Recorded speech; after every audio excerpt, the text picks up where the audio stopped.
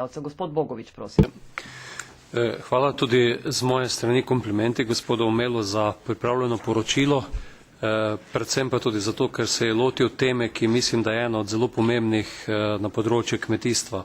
Tu lahko kmetijci sami največ naredimo, da se zoperstavijo v verigi, kjer so šibek člen v tej proti trgovskim verigam.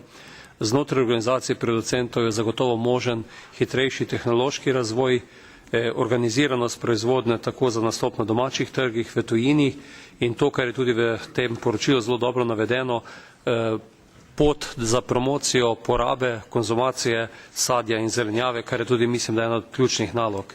Vidi se, v katerih državah so danes najbolje organizirani, to so tudi v tistih državah, kjer so tudi največji proizvajalci sadja in zelenjave, od Nizozemske, Belgije, pa vseh Francije, Italije, Španije.